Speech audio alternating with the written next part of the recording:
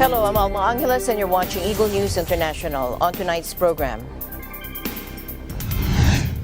the COVID-19 pandemic no longer constitutes a global health emergency, the WHO said, warning that the threat remains.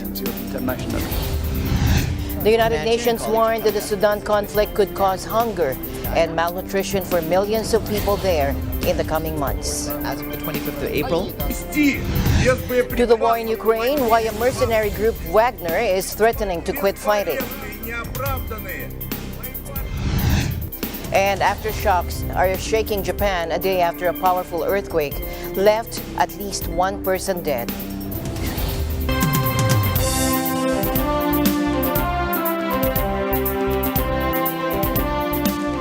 The COVID-19 pandemic no longer constitutes a global health emergency, according to the World Health Organization, but it warned that the threat remains. The World Health Organization chief Tedros Adhanom Ghebreyesus said the danger is not over. Take a look. The emergency committee met for the 15th time and recommended to me that I declare an end to the public health emergency of international concern. I have accepted that advice.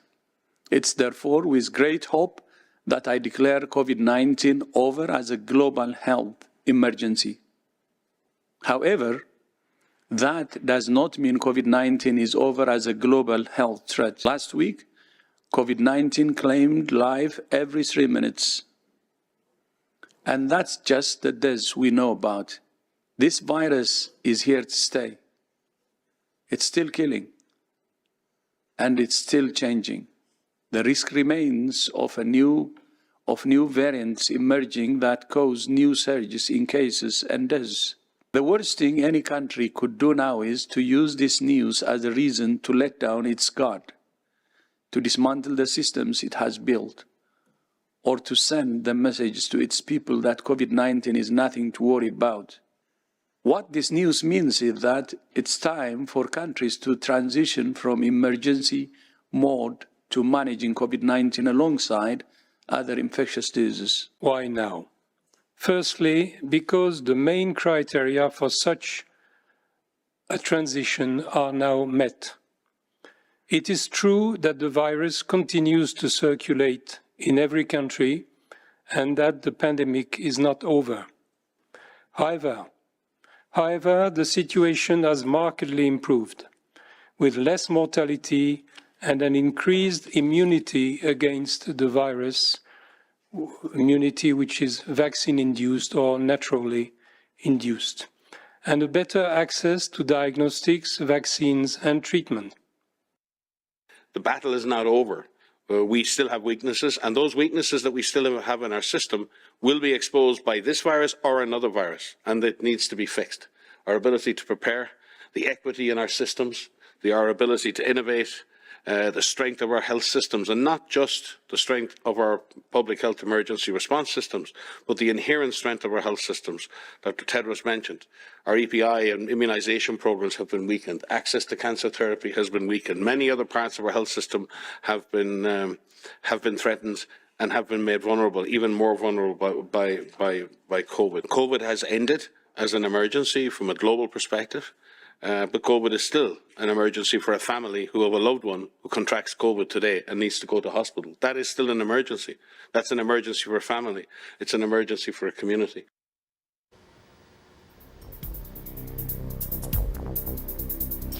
The U.S. and Saudi governments confirmed direct talks between the warring Sudanese army and the rapid support forces that would start in Jeddah today, even as fighting showed little signs of abating in the Sudanese capital. Hundreds have died in nearly 3 weeks of fighting between forces aligned with Sudan's de facto leader, Abdel Fattah al-Burhan, who leads the regular army, and his deputy-turned-rival, Mohamed Hamdan Daglo, who commands the paramilitary rapid support forces. How did the fighting start? Here's more. Nowhere is safe. Nowhere is actually secure at the moment in Khartoum. People have been without electricity and water since the fighting started last Saturday. We woke up to what sounded like thunder or fireworks, and it was actually gunshots and artillery fire and shelling and fighter jets flying up above.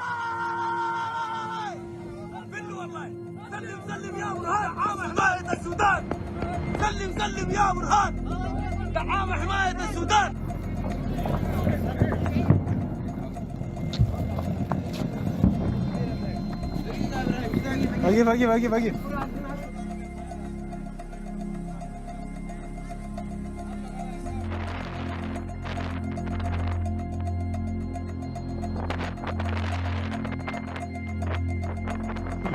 The last few days have been pretty much all of us just staying inside, indoors, and trying to keep our sanity intact. وضع يعني تعاني منه الناس معاناة شديدة جدا جدا في نقص الإمداد الكهربائي والموية. يمكن نحن لنا 8 أيام بالليلة من بداية الأحداث لم يعني لا توجد عندنا ماء تماما ولا يوجد عندنا كهرباء. يمكن الكهرباء جات بعد 3 أيام، الموية لا إلى يومنا هذا. مجددا أننا في هذا اليوم التاريخي اللا رجعة ثانية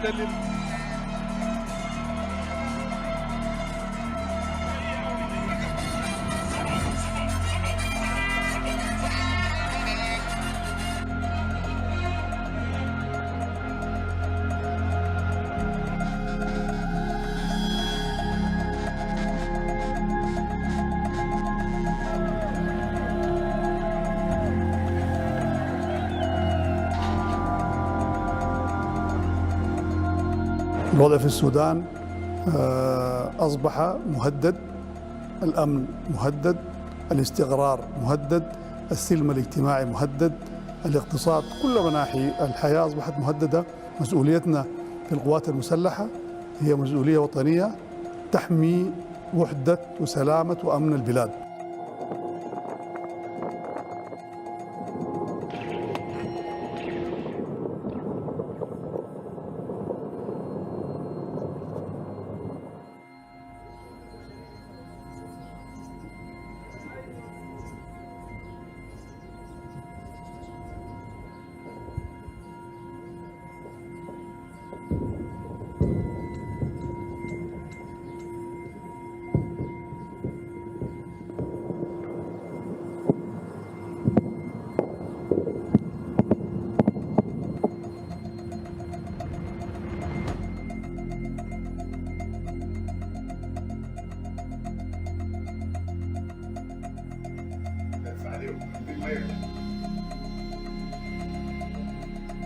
جو كل دقيقة جايبين في المستشفى هنا زول معوق، كهرباء تقطع، زول يموت في الكلى، نهب، سرقة، كله حاصل.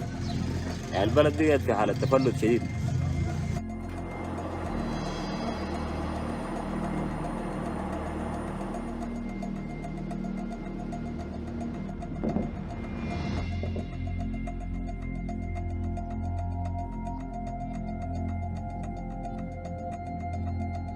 The violence must stop.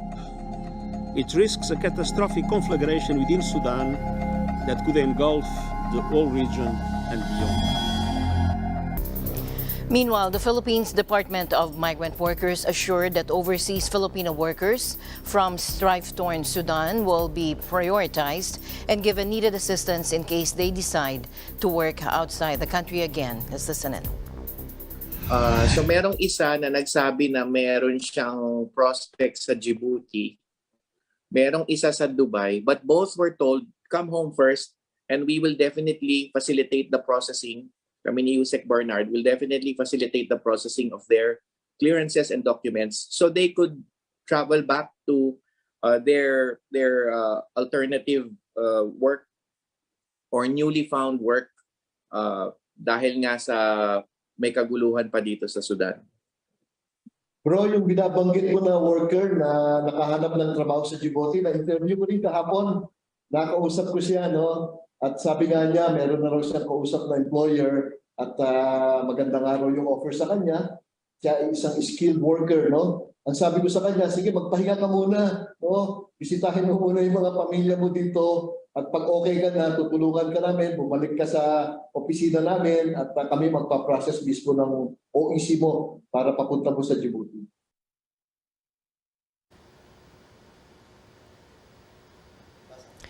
Mr. Olagna said the DMW is in talks with overseas partners like the Ministry of Human Resources and Social Development in the Kingdom of Saudi Arabia, and has also asked various recruitment agencies in the country with approved job orders to prioritize the repatriated Filipinos from Sudan for future job matching.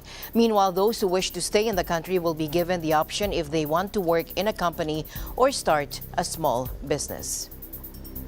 Meanwhile, the United Nations is now warning that the Sudan conflict could cause hunger and malnutrition for millions of people there in the coming months. Here's Farhak Haq, Deputy Spokesperson for the Secretary General. Humanitarian colleagues are telling us that the situation in Sudan is increasingly dire. The UN Children's Fund says it has received reports that as of the 25th of April, 190 children have been killed in the fighting. UNICEF is unable to confirm casualty estimates due to the intensity of the violence. Meanwhile, the World Food Programme projects that the number of acutely food insecure people in Sudan will increase by between 2 and 2.5 million people. That raises the number to a total of 19 million people in the next 3 to 6 months if the current conflict continues. The states expected to see the highest food insecurity in the coming months are West Darfur, West Kordofan, Blue Nile, Red Sea, and North Darfur. Now, airstrikes and gunfire rocked Sudan's capital as fighting showed no signs of abating, despite the threat of renewed U.S. sanctions and mounting deaths, including dozens of children.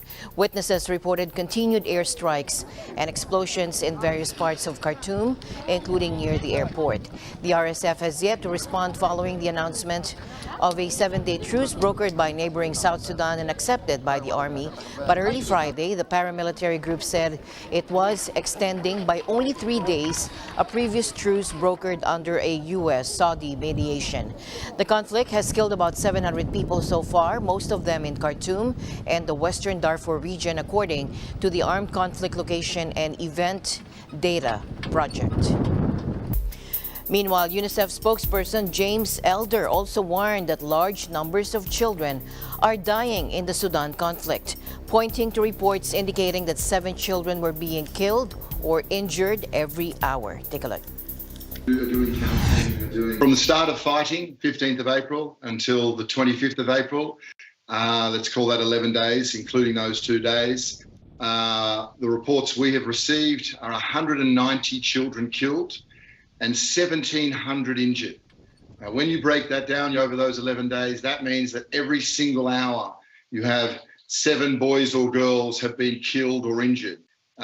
Again, these are only children getting to health facilities. I think this is underlining the enormity of how violent this is and how much it's impacting children. This is before we look at the 8 million plus who needed humanitarian assistance and now have great, destruction on their health systems and on their water system. Widespread hunger,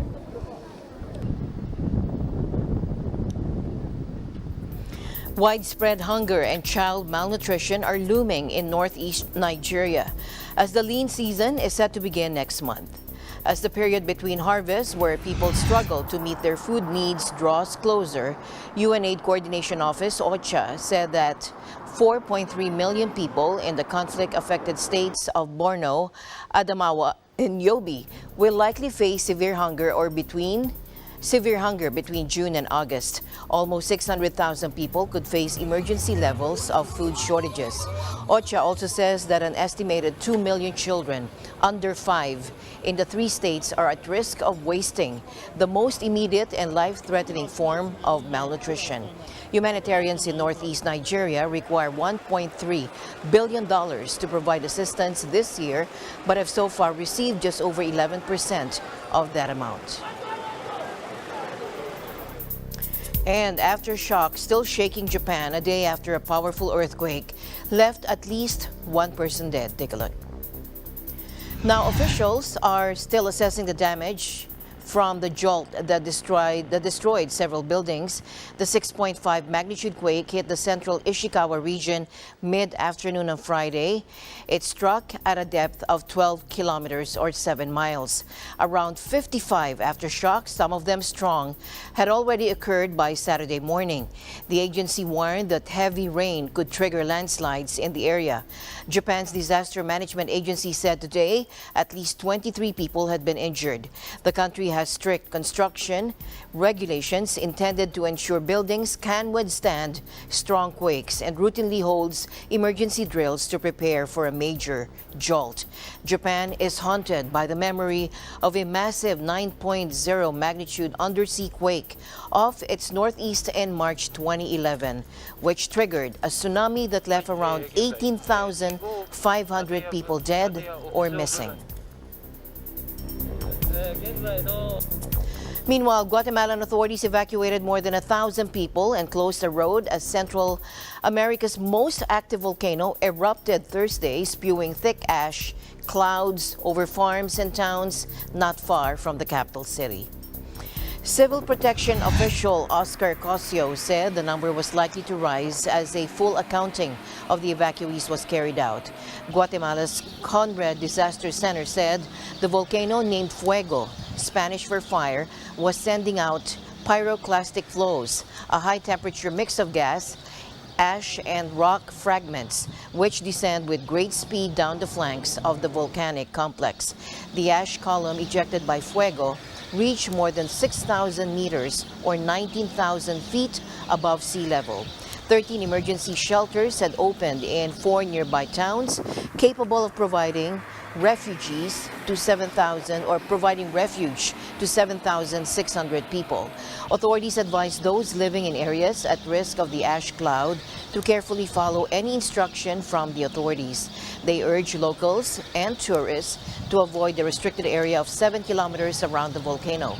Residents should cover water tanks to avoid contamination, wear masks so as not to breathe in the ash, clear fallen debris from the roofs of their homes to prevent damage caused by heavy deposits, and have evacuation survival kits ready for themselves and their pets. And now to the war in Ukraine, why a mercenary group, Wagner, is threatening to quit fighting. Wagner boss Yevgeny Prigozhin blamed the Russian army chiefs for tens of thousands killed and wounded Russian fighters in Ukraine. Take a look. Без боеприпасов потери в Бахмуте бесполезные и неоправданные мои парни не будут. Поэтому с 10 мая 23 года мы выходим из населенного пункта Бахмут. Их десятки тысяч человек, они лежат на совести тех, кто нам не выдавал боеприпасы. А это министр обороны Шойгу и это начальник генштаба Герасимов. For months, Wagner Group has been spearheading the grinding, months-long Russian assault on Bakhmut, almost capturing the city in the longest and bloodiest battle of the campaign. Prigozhin had called on Russians to pressure the army to give his fighters more ammunition. He also said the defense ministry had deliberately disrupted ammunition deliveries to his fighters. Russia on Friday announced the evacuation of some 70,000 people from areas near the front line in southern Ukraine, blaming an intensification of Ukrainian shelling on residential areas. Earlier, Mr. Prigozhin posted a video on Telegram showing rows of what he said were dead Wagner fighters, in which he blamed the generals Shoigu and Gerasimov for their deaths. Mr. Prigozhin is closely linked to President Putin, and the two started their careers in business and politics in their native St. Petersburg following the fall of the Soviet Union in 1991. In tonight's other news, the development of an El Nino weather pattern in the Pacific Ocean this year is more and more likely, with record high temperatures and dangerous climate events expected. According to the World Meteorological Organization, after a 3-year La Nina spell, which is associated with ocean cooling, the world faces an 80% chance of an El Nino event developing between July and September. Take a look. The next few months, from May to July, we have a 60% chances to enter into an El Nino phase. This likelihood will increase to 70% if we look at the period from July to August, and even to 80% if we go past August. But of course, beyond, we can't say much.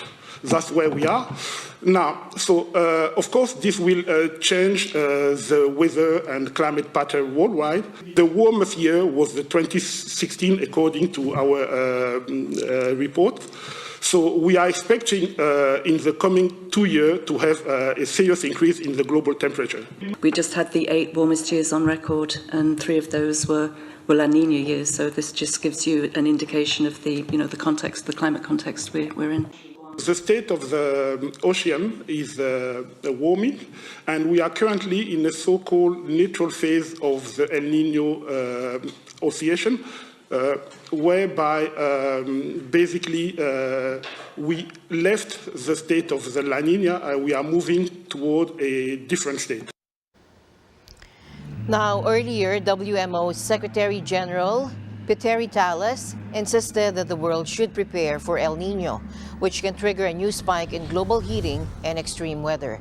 This can include severe rainfall, notably in southern parts of South America, the southern United States, Central Asia, and the Horn of Africa, but also drought over Australia, Indonesia, and parts of southern Asia.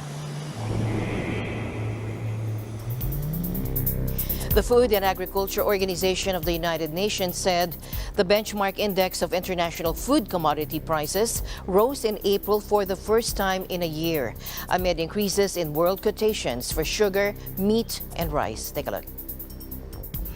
Following 12 consecutive months of declines, the FAO Food Price Index rebounded in April by 0.6% since March, but is standing at 19.7% below its value in April 2022, a year ago. The rebound in the index in April resulted from a steep increase in the sugar price index, with a small upturn in the meat price index and also in rice. Other cereal prices and dairy and vegetable oils fall. The key drivers behind the increase and the most important factor of the increase was led by a slight increase in the food price index in April because of a 17.6% increase in the sugar price index, reaching its highest level since October. This steep increase stemmed from several factors, and they include the downward revision to production forecasts in India and China, lower than earlier expected outputs in Thailand and the European Union, and the slow start to Brazil's harvest, and higher international crude oil prices and the appreciation of the Brazilian real against the US dollar. The FAO Food Price Index has been declining for the last 12 months, but this month there was a slight increase, but it is not because of cereals, with the exception of rice. And therefore, we need to stay vigilant in terms of how prices will evolve in the future. While international wheat, maize, and vegetable oil prices registered record highs and much volatility last year, rice markets kept relatively calm in view of the large global supplies. Over the past 7 months, however, the rice prices have been generally on the rise, and in some countries increased by more than 25%. And this is extremely important because if we look at the most vulnerable countries in Sub-Saharan Africa and Africa by itself is the first importer of rice in the world. Markets, of course, are already absorbing part of the uncertainty of the potential non-renewal of the Black Sea Grain Initiative. But even though markets have already absorbed partially that potential uncertainty, if the Black Sea Initiative is not renewed, we will observe a spike in the prices of cereals as a result of that. But we don't know exactly what will be the length of that spike or how quickly it will smooth down. Now, asked about the impact of a possible non-renewal of the Black Sea Initiative, The FAO economist said that markets, of course, are already absorbing art of the uncertainty of the potential non-renewal of the Black Sea Grain Initiative. Thanks, Love. Meanwhile, the annual International Dance Day is celebrated every the 29th of April worldwide to honor the diversity and talent of dancers across the globe. In Papua New Guinea, here's Echo Hortaleza. Maybe to attract tourists and investors and what have you. Papua New Guinea is one with the world in celebrating the International Dance Day. Residents from the Moresby South, Northeast, Northwest, and the Motu Koita community joined the International Dance Day celebration in the National Capital District. The day starts with an early morning walk and exercise from Sir Hubert Murray to Ella Beach, Eracone. Dance troupes from different schools and communities perform and entertain the crowd. Papua New Guinea's Agent ex-creative director Miss Ellen Misibere speaks about the theme of this year, dancing, a way to communicate with the world. Every country, every culture, they have their own dances, and it's what unites us. And of course, it's because it's become an institution where people now do it as a living.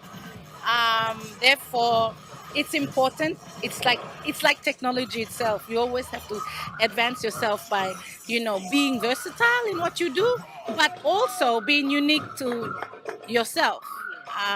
And that's the challenge, and that's the beauty about dance. It's always fresh.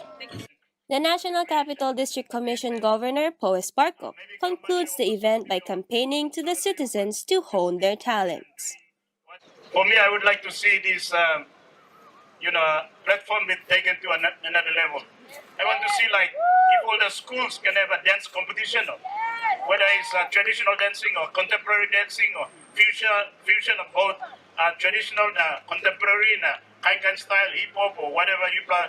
Nowadays, young people are walking Kaikan. We must have time for recreation, entertainment, creativeness, kind of thing. Loosen up. They might just represent Papua New Guinea to international competitions someday. It's a way of expressing ourselves, and sometimes you tell stories through dances. I'm not a dancer, but I really like the message behind it, and our young people can take it into the future. And I'm confident that dancing will pick up. I see a lot of dance groups nowadays. Dance has been a very, very important thing in my life. Brings me away from trouble, stress. And I'm a dancer. I've been dancing for almost 20 years now. Dance means a lot to everyone in Port Moresby, and I think around the world too, because it has a voice for everyone. Echo Hortaleza Quinola, Port Moresby, Papua New Guinea. Eagle News, we live in extraordinary times. And Charles III is crowned king today in a solemn ceremony steeped in 1,000 years of history and tradition, but adapted to reflect the 21st century Britain.